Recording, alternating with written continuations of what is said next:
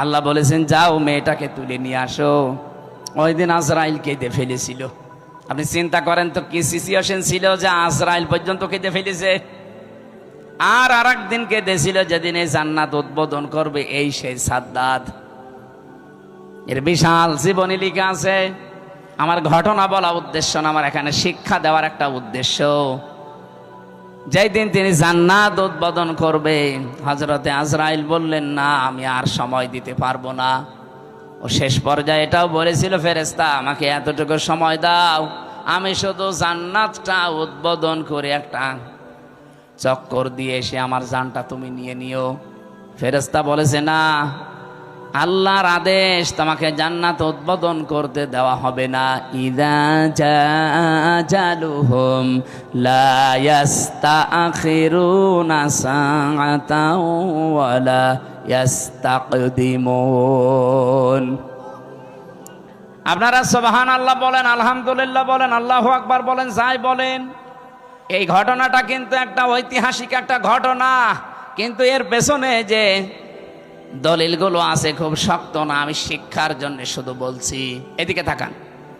ও জান্নাতের gate, main গেটে দাঁড়িয়ে ভেতরে যাবার জন্য ঘোড়ার পিঠ থেকে জোর করে হলেও তিনি লাফ দিয়েছিলেন, কিন্তু পারেন নাই।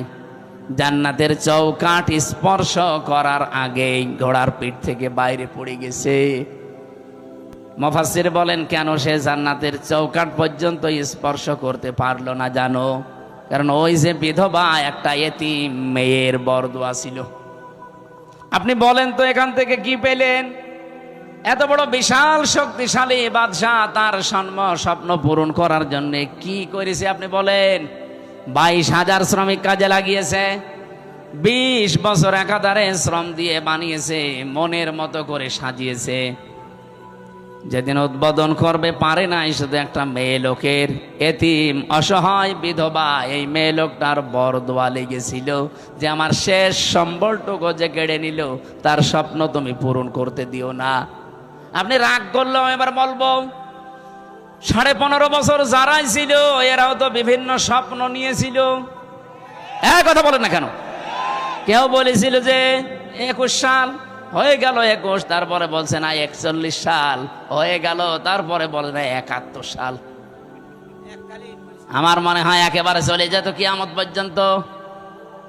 আপনি যে আশা নিয়ে এগিয়ে যাচ্ছিলেন, ওই মহিলার শুধু একটা বরদোয়া যদি থাকার কারণে এত বড় বাদশার স্বপ্ন সাত পূরণ না হয়, আপনারা যা করেছেন 15.5 বছরে, একটা দুইটা না, কত